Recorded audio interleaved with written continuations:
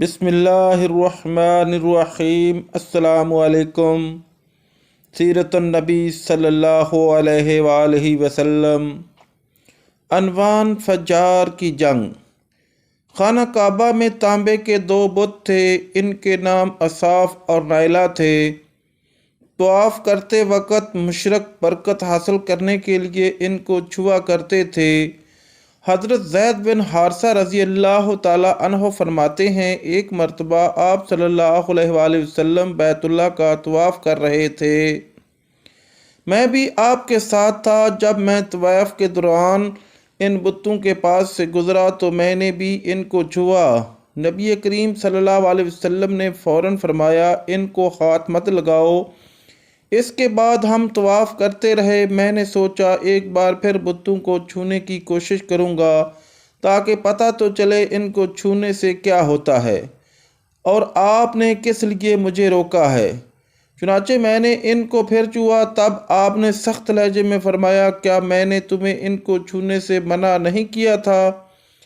اور میں قسم کھا کر کہتا ہوں، نبی پاک صلی اللہ علیہ وآلہ وسلم کبھی بھی کسی بت نہیں چھوا، یہاں تک کہ اللہ نے آپ کو نبوت عطا فرما دی اور آپ پر وحی نازل ہونے لگی۔ اس طرح اللہ تعالیٰ حرام چیزوں سے بھی آپ کی حفاظت فرماتے تھے۔ مشرک بتوں کے نام پر جانور قربان کرتے تھے، پھر یہ گوشت تقسیم کر دیا جاتا تھا یا پکا کر کھلا دیا جاتا تھا، لیکن آپ نے کبھی بھی ایسا گوشت نہ کھایا۔ خود آپ نے ایک بار ارشاد فرمایا، میں نے کبھی کوئی ایسی چیز نہیں چکھی جو بتوں کے نام پر ذبح کی گئی ہو، یہاں تک کہ اللہ تعالیٰ نے مجھے نبوت عطا کر دی۔ اس طرح آپ سے پوچھا گیا، کیا آپ نے بچپن میں کسی بت پرستی کی؟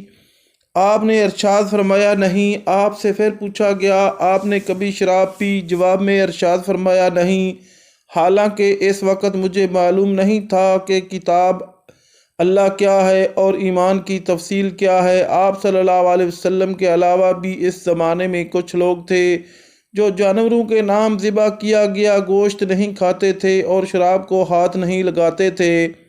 بچپن میں آپ نے بکریاں بھی چرائیں۔ آپ مکہ کے لوگوں کی بکریاں چرایا کرتے تھے۔ معاوضے کے طور پر آپ کو ایک سکہ دیا جاتا تھا۔ آپ فرماتے ہیں، اللہ تعالیٰ نے جتنے نبی بھیجے ان سب نے بکریاں چرانے کا کام کیا۔ میں مکہ والوں کی بکریاں قرارت سکہ کے بدلے چرایا کرتا تھا۔ مکہ والوں کی بکریوں کے ساتھ آپ اپنے گھر والوں اور رشتہ داروں کی بکریاں بھی چرایا کرتے تھے۔ پیغمبروں نے بکریاں کیوں چرائیں، اس کی وضاحت یوں بیان کی جاتی ہے، اس کام میں اللہ تعالیٰ کی زبردست حکمت ہے۔ بکری کمزور جانور ہے، لہذا جو شخص بکریاں چراتا ہے اس میں قدرتی طور پر نرمی، محبت اور انکساری کا جذبہ پیدا ہو جاتا ہے۔ ہر کام اور پیشے کی کچھ خصوصیات ہوتی ہیں، مثلاً قصاب کے دل میں سختی ہوتی ہے، لوہار جفا کش ہوتا ہے، مالی نازک طبع ہوتا ہے۔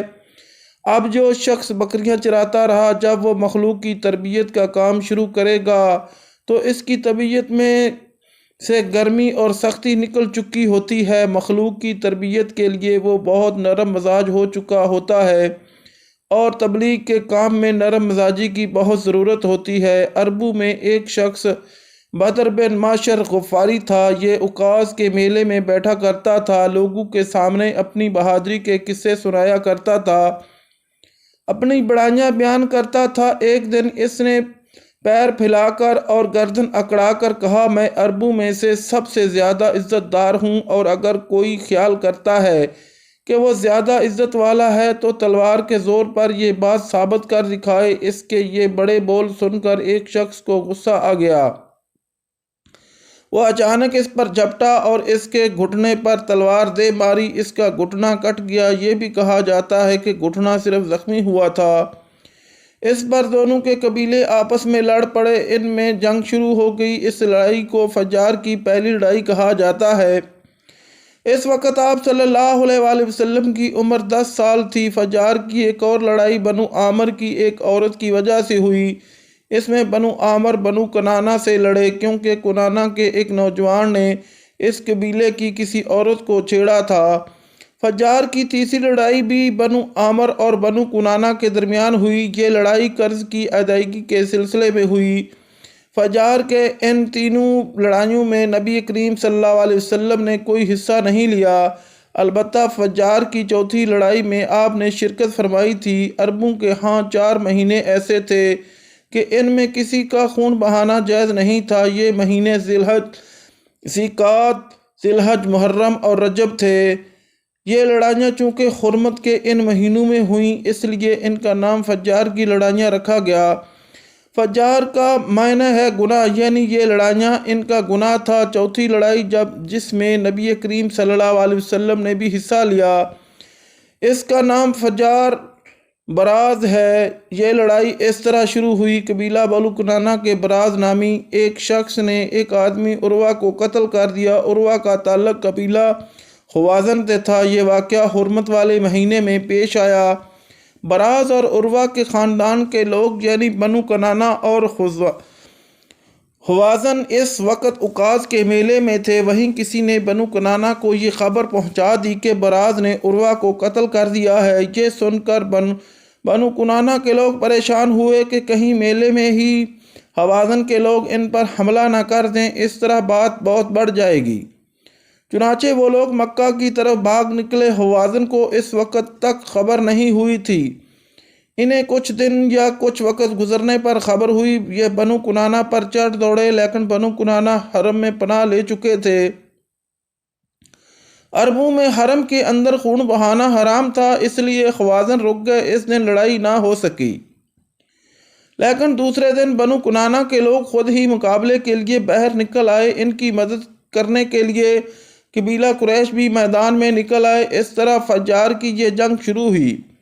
یہ جنگ 4 یا 6 دن تک جاری رہی۔ اب چونکہ قریش بھی اس جنگ میں شریک تھے، لہٰذا آپ صلی اللہ علیہ وسلم کے چچا آپ کو بھی ساتھ لے گئے، مگر آپ نے جنگ کے سب دنوں میں لڑائی میں حصہ نہیں لیا۔ البتہ جس دن آپ میدان جنگ میں پہنچ جاتے تو بنو کنانہ کو فتح ہونے لگتی، اور جب آپ وہاں نہ پہنچتے تو انہیں شکست ہونے لگتی۔ آپ نے اس جنگ میں صرف اتنا حصہ لیا کہ اپنے چاچاؤں کو تیر پکڑاتے رہے اور بس۔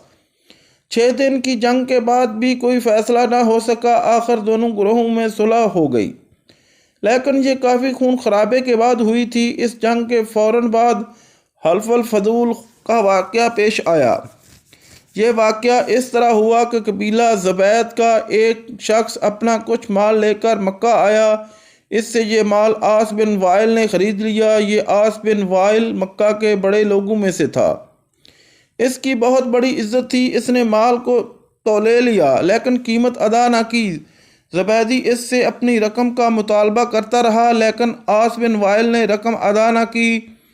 اب یہ زبیدی شخص اپنی فریاد لے کر مختلف قبیلوں کے پاس گیا۔ ان سب کو بتایا کہ عاص بن وائل نے اس پر ظلم کیا ہے، لہٰذا اس کی رقم دلوائی جائے۔ اب چونکہ عاص مکہ کے بڑے لوگوں میں سے تھا، اس لیے ان سب لوگوں نے عاص کے خلاف اس کی مدد کرنے سے انکار کر دیا، الٹا اسے ڈانٹ ڈپٹ کر واپس بھیج دیا۔ جب زبیدی نے ان لوگوں کی یہ حالت دیکھی تو دوسرے دن صبح سویرے وہ ابو قیس نامی پہاڑی پر چڑھ گیا۔ قریش ابھی اپنے گھروں میں ہی تھے۔ اوپر چڑھ کر اس نے بلند آواز سے چند شعر پڑھے، جن کا خلاصہ یہ ہے: اے فہر کی اولاد، ایک مظلوم کی مدد کرو جو اپنے وطن سے دور ہے اور جس کی تمام پونجی اس وقت مکہ کے اندر ہی ہے۔ اس زبیدی شخص کی یہ فریاد آپ صلی اللہ علیہ وسلم کے چچا زبیر بن عبد المطلب نے سن لی۔ ان پر بہت اثر ہوا۔ انہوں نے عبداللہ بن جدعان کو ساتھ لیا اور اس آدمی کی مدد کے لیے اٹھ کھڑے ہوئے۔ پھر ان کے ساتھ بنو ہاشم، بنو زہرہ اور بنو اسد کے لوگ بھی شامل ہو گئے۔ یہ سب عبداللہ بن جدعان کے گھر جمع ہوئے۔ یہاں ان سب کو کھانا کھلایا گیا۔ اس کے بعد ان سب سے خدا کے نام پر حلف لیا گیا۔ حلف کے الفاظ یہ تھے: ہم ہمیشہ مظلوم کا ساتھ دیتے رہیں گے اور اس کا حق اسے دلاتے رہیں گے۔ اس حلف کا نام حلف الفضول رکھا گیا۔ اس عہد اور حلف کے موقع پر اللہ کے رسول صلی اللہ علیہ وسلم بھی قریش کے ساتھ موجود رہے۔